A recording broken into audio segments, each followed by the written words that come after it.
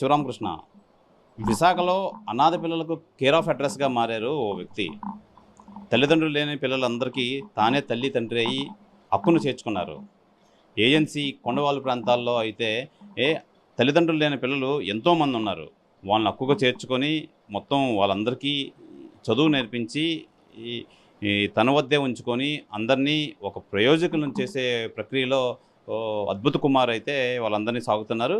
అసలు ఈయన ఉద్దేశం ఏంటి? ఈయన అసలు ఏమనుకుంటున్నారు? ఈ పిల్లలు ఎందుకు హక్కును చేర్చుకొని వీళ్ళందరినీ పోషిస్తున్నారని మనతో పాటు అద్భుత కుమార్ ఉన్నారు. ఆయన అడిగి తెలుసుకుందాం. అద్భుత కుమార్ గారు నమస్తే సార్. నమస్కారం అండి. ఏంటి అసలు మీ మెయిన్ మోటో ఏంటి? అసలు ఇంతమంది పిల్లల్ని మీరు హక్కును చేర్చుకొని వాళ్ళందరూ యోగక్షేమాలు అయితే చూసుకుంటున్నారు. ఏం చెప్తారు మీరు? యాక్చువల్లీ ఒకప్పుడు నేను చాలా పూర్ ఫ్యామిలీ నుంచి వచ్చాను సార్. మా ఇంట్లోని నాకు కూడా ఫుడ్ లేని టైంలోని మా అమ్మగారు పక్కింటి వాళ్ళని అడిగేసి నాకు ఫుడ్ పెట్టిన రోజులు ఉన్నాయి సార్. అప్పుడు నా వయసు ఒక 7 సంవత్సరాలు 8 సంవత్సరాలు ఉంటుంది సార్. అప్పుడు నాకు కొంచెం జ్ఞానం ఉంది. ఆ తర్వాత కొన్ని రోజుల తర్వాత నా వయసు 10-11 సంవత్సరాలు వచ్చింది సార్. 11 సంవత్సరాల తర్వాత నేను సోషల్ సర్వీస్ చేస్తూ ఉండేవాడిని. ఎవరిని చూసినా సరే, ఏ పెద్దవాళ్ళని చూసినా, రోడ్ల మీద బెగ్గింగ్ చేసేవాళ్ళు, పేద పిల్లల్ని చిన్న చిన్న పిల్లల్ని చూసినా నాకు ఏదో తెలియని ఇది వచ్చేసేది సార్. వాళ్ళకి ఏదో సాయం చేయాలని ఉండేది, కానీ నా దగ్గర అవకాశం ఉండేది కాదు. ఆ టైంలో నేను బిజినెస్ చేస్తూ ఉండేవాడిని. శారీసు, డ్రెస్సెస్ కొత్తవి రోడ్ల మీద విక్రయిస్తూ ఉండేవాడిని. ఇలాగ బ్యాగ్ వేసుకొని వీధుల్లో తిరుగుతూ విక్రయిస్తూ ఉండేవాడిని. నాకు 20 ఇయర్స్ వచ్చేటప్పటికి నాకు మ్యారేజ్ అయిపోయింది సార్. 20 ఇయర్స్కి మ్యారేజ్ చేశారు. ఆ తర్వాత నేను రియల్ ఎస్టేట్ చేయడం స్టార్ట్ చేశాను సార్. అప్పటికి నాకు ఆశ ఉంది, ఏమని పేద పిల్లల్ని ముసలి వాళ్ళని పెంచాలి అని నాకు గోల్ ఉండేది సార్. అప్పుడే నేను ఓల్డేజ్ హోమ్ స్టార్ట్ చేయడం జరిగింది సార్. పేదవాళ్ళని ముసలి వాళ్ళని హక్కును చేర్చుకొని వాళ్ళని నేను సాగుతూ ఉండేవాడిని. లాస్ట్ ఇయర్ 1 ఇయర్ వరకు నేను వాళ్ళని చూసుకున్నాను. వాళ్ళని వేరే వాళ్ళకి దత్తత ఇచ్చాను సార్. ఇచ్చేసిన తర్వాత పేద పిల్లల్ని తేవాలి, చదివించాలన్న ఆలోచనతో నేను ఎలాగంటే ఆ ఆలోచన నాకు ఎందుకు వచ్చిందంటే, నేను చదువుకోలేదు సార్. 1వ తరగతి కూడా చదువుకోలేదు. నేను చదువుకోకపోయినా సరే నా తరపు నుంచి కొంతమంది పిల్లల్ని నేను చదివించాలి, వాళ్ళని ప్రయోజకులు చేయాలన్న ఆలోచనతో పిల్లలందరినీ కూడా ఈ అరకు పాడేరు ప్రాంతం నుంచి ఎందుకని ఎంచుకున్నాను నేనంటే, లోకల్లోని చాలా ఏరియాల్లోని చిన్న చిన్న గ్రామాల్లో కూడా స్కూల్స్ ఉన్నాయండి. వీరి యొక్క గ్రామాల్లోని ఏ స్కూల్స్ లేవు. వీళ్ళు స్కూల్కి వెళ్ళాలంటే 4-5 కిలోమీటర్లు నడిచి వెళ్ళవలసినటువంటి భయంకరమైనటువంటి స్థితిలో ఉన్నారు. వీరి పేరెంట్స్ చూస్తే చాలా పూర్ సార్. వాళ్ళు పొలం నాటితే కానీ వారికి తిండి దొరకలేనటువంటి పరిస్థితుల్లో ఉన్నారు. వాళ్ళు పొలాన్ని నాటితేనే వాళ్ళకి తిండి వస్తుంది సార్. వాళ్ళ దగ్గర మనీ ఉండదు సార్. మ్యాక్సిమం వాళ్ళ దగ్గర నేను చూసి 100 రూపాయల నోటు చూస్తే వాళ్ళకి ఘనం సార్, చాలా ఎక్కువ వాళ్ళకి. అలాంటి ప్రాంతాలకి నేను వెళ్ళి వీళ్ళందరినీ కూడా నిజంగా లేని పిల్లలు ఎవరున్నారని అక్కడ కూడా నేను ఇంకా ఎంక్వైరీ చేసి ఈ పిల్లలందరినీ కూడా నేను మా ఆశ్రమంలో జాయిన్ చేసుకోవడం జరిగింది సార్. మన తోటగారు హై స్కూల్లోని వీళ్ళందరినీ చదివిస్తూ ఉన్నాను సార్. ఆశ్రమం అంటున్నారు కదా, ఏంటి ఆశ్రమం పేరేంటి? మీ ఆశ్రమంలో ఎంతమంది ఉన్నారు? మా ఆశ్రమం పేరు కీర్తి ఫౌండేషన్ ఆర్ఫనేజ్ హోమ్ సార్. ఈ కీర్తి అన్నది మా పిల్లండి. మా పాప పేరు కీర్తి. మా పాప పేరు మీద స్టార్ట్ చేయాలనే ఆలోచనతో పాప పేరు మీద ఈ సంస్థ స్థాపించాం. తోటగారు హై స్కూల్లో చదువుతున్నారు. మొత్తం వచ్చేసి 30 మంది పిల్లలు ఉన్నారండి. ఈ 30 మంది పిల్లల్లోని ఫస్ట్ ఎల్కేజీ నుంచి చదువుకునే పిల్లలు 16 మంది ఉన్నారండి. మిగతా వాళ్ళు వచ్చేసి 9వ క్లాసు, 8వ క్లాసు, 10th క్లాస్ ఉన్నారండి. వాళ్ళందరూ మన తోటగారు పెద్ద స్కూల్లో చదువుతున్నారు. ఇంకొక 3 ఆడపిల్లలు ఉన్నారండి. వాళ్ళు వచ్చేసి మన MTHW మన కృష్ణ కాలేజీలోని చదువుతున్నారండి. 3 పిల్లలు నర్స్ కోర్సు చేస్తూ ఉన్నారు. వాళ్ళు కూడా డైలీ ఇక్కడి నుంచి వెళ్ళడానికి ఓన్లీ ట్రావెలింగ్కే 200 అవుతుంది సార్. వీళ్ళు మెయింటెనెన్స్ ఇదంతా వ్యయంతో కూడిన విషయం ఏంటి? మీరు ఎలా పెడుతున్నారు? చాలా కష్టంగా నడిపిస్తున్నాను సార్. యాక్చువల్లీ నేను అనుకున్నది అయితే సార్ 15 మందే సార్. 15 మందిని తెచ్చి నేను పెంచుదాం అనుకున్నాను. అయితే 15 మందిని తెచ్చిన తర్వాత మిగతా వాళ్ళందరూ కూడా ఒకళ్ళ తర్వాత ఒకళ్ళు నా పరిస్థితి బాగాలేదు అని చెప్పి వాళ్ళ పేరెంట్స్ తీసుకొని వచ్చారు. పేరెంట్స్ లేని వాళ్ళు కూడా వాళ్ళ చుట్టాలు ఉంటారు కదండి, వాళ్ళు తీసుకొని వచ్చి మా దగ్గర జాయిన్ చేశారు సార్. అలాగే మరి ఇప్పుడు వీళ్ళందరికీ డోనర్స్ ఎవరైనా ఉంటారా? అసలు ఏంటి, ఎలాగ మెయింటెనెన్స్ ఎలాగా?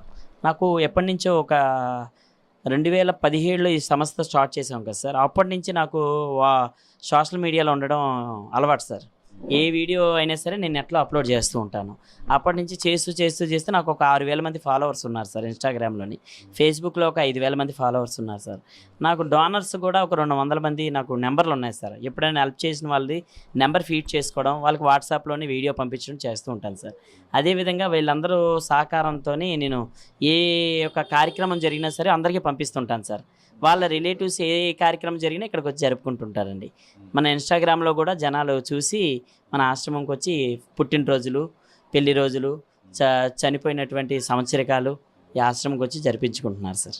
అంటే జరిపించుకోవాలంటే ఏం చేస్తారు? వాళ్ళు వచ్చి మాకు ఒక రోజు ఫుడ్ స్పాన్సర్ చేస్తారు సార్.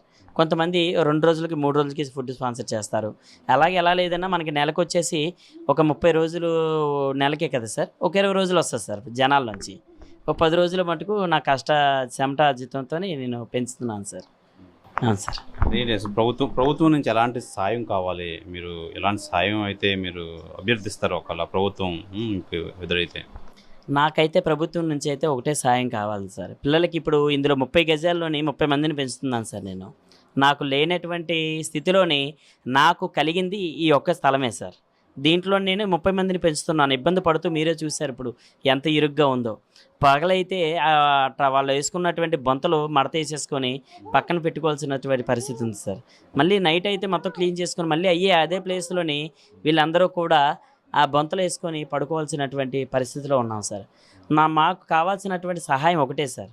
పిల్లలకి ఏదైనా చిన్న స్థలం ఏదైనా కేటాయిస్తే చిన్న రేకుల షెడ్ ఏదో వేసి ఇంకా వీళ్ళని పెంచాలని ఆలోచన సార్. ఇంకొక 20 మంది నా దగ్గర జాయిన్ అవుతానని ఫోన్లు చేస్తున్నారు సార్. నేను పెంచడానికైతే ఏదో రేషన్ బియ్యం అన్న పెట్టి పెంచుతాను సార్. నేను మంచి బియ్యంలోని రేషన్ బియ్యం అన్న కలిపేసి పెంచగలను. కాకపోతే వీళ్ళు ఉండడానికి ఇక్కడ స్థలం అవైలబుల్ లేదు కాబట్టి నేను ఆలోచిస్తూ ఉన్నాను సార్. నాకు కావాల్సిన సహాయం ఒకటే సార్. వీళ్ళకి ఏదైనా ఉండడానికి నీడ సహాయం చేస్తే నాకు చాలు సార్. అంటే ప్రధానంగా మీ దగ్గర ఇంతమంది 30 మంది పిల్లలు ఉంటున్నారు. వాళ్ళ చదువు, వాళ్ళ మెయింటెనెన్స్ ఎలా ఉంది? ప్రస్తుతానికి బాగుందా? వీళ్ళు ఎలా చదువుకుంటున్నారు? ప్రస్తుతానికైతే పిల్లలు ఎడ్యుకేషన్ అయితే చాలా బాగుంది సార్. మన దగ్గరికి వచ్చిన తర్వాత పిల్లలు కూడా చాలా అఫీషియల్గా ఉన్నారు. వాళ్ళ దగ్గర నుంచి తెచ్చినప్పుడు ఫొటోస్ కూడా నా దగ్గర ఉన్నాయి. చాలా బ్లాక్గా ఉండడం, వీళ్ళు వస్త్రధారణ బాగోపోవడం, హెయిర్స్ బాగోపోవడం. ఇక ఈ పాపకు వచ్చేసి సార్, ఈ పాప మొత్తం తలంతా అట్ల కట్టేసింది సార్. ఈ పాపకి ఓల్డ్ ఫోటో మా దగ్గర ఉంది. ఈ పాప మా దగ్గర వచ్చి చాలా బ్లాక్గా ఉండేది. మన ఆశ్రమంకి వచ్చిన తర్వాత ఇలా ఉంది సార్, నీట్గా ఉంది. ఇదే విధంగా పిల్లలందరూ కూడా అలాగే ఉండేవారు. మా ఆశ్రమంకి వచ్చిన తర్వాత ఆయాలు కూడా చాలా సర్వే చేస్తారు సార్. పిల్లలకి వాళ్ళ సొంత పిల్లల్లాగా వాళ్ళు చూసుకుంటుంటారు. ఇప్పుడు నేను వస్తుంటాను, వంట వ్యవహారాలు చూసుకుంటూ ఉంటాను. తర్వాత ఏది లేకపోయినా నేను ప్రైవేట్ చేయగలను సార్. కాకపోతే పిల్లల్ని చూసేటటువంటి ఆయాలు ఎవరైతే ఉన్నారో వాళ్ళ బట్టి కూడా పిల్లలు భవిష్యత్తు ఆధారపడి ఉంటుంది సార్. మార్నింగ్ ఎర్లీగా 5:30కి ఆయాలు లేపుతారు సార్. ఆయాలు లేపిన తర్వాత నేను వస్తాను సార్. వచ్చిన తర్వాత పిల్లలందరితోని ప్రేయర్ చేయిస్తాను సార్. ఏదైనా సరే ఎవరికి నచ్చిన దేవుడితో వాళ్ళకి మోకరించి ప్రార్థన చేసుకోమని చెప్తాను సార్. వాళ్ళు చేసుకుంటారు. చేసుకున్న తర్వాత యోగా నేర్పిస్తాను సార్. యోగా అయిపోయిన తర్వాత స్నానాలు అవి చేసేసి 8:30కి స్కూల్కి బయలుదేరే ముందు టిఫిన్ సెక్షన్ ఉంటుంది సార్. ఇది వీళ్ళకి ప్లేస్ కూడా సరిపోవట్లేదని చెప్పి బల్లలు కొట్టించాను సార్. ఈ బల్లల్లోని బఫీ నుంచొని తినేలాగా ప్లాన్ చేసి వీళ్ళకి ఇక్కడ భోజనం పెడుతున్నాం సార్. ఇక్కడైతే మాకు ఫుడ్ విషయంలో అయితే ఏ ఇబ్బంది లేదు సార్. జనం వచ్చి ఎవరో ఒకళ్ళు సహాయం చేస్తున్నారు. చేయకపోతే మేము ఏదో విధంగా నడిపిస్తున్నాం సార్. ఫుడ్ విషయం అయితే ఇబ్బంది లేదు. పిల్లలు పడుకోవడానికి ఇక్కడ ఇబ్బంది ఉంది సార్. ఆ ఒక్క సహాయం మాకు ప్రభుత్వం నుంచి అందిస్తే మేము ఇంకా ఎక్కువ మందిని పెంచగలుగుతాం సార్. ఇలా మీ పిల్లలు చక్కగా ఆనిముత్యాల్లో ఉన్నారు. వీళ్ళందరికీ మంచి భవిష్యత్తు ఉండాలని చెప్పి మేము ఆశిస్తున్నాం.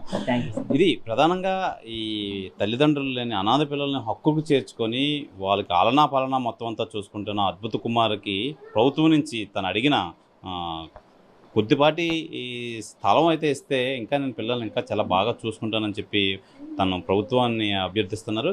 ఏదేమైనా ప్రభుత్వము అలాగే డోనర్స్ అద్భుత కుమార్కి మరింత సహాయం చేయాలి. అద్భుత కుమార్ గారు మరింత మంది పిల్లల్ని సాకి వాళ్ళ యోగక్షేమాలు బాగా చూసుకోవాలని చెప్పి మనం ఆశిద్దాం. కెమెరామెన్ రావణ్ కుమార్తో శివరామకృష్ణ RTV, విశాఖపట్నం నుంచి.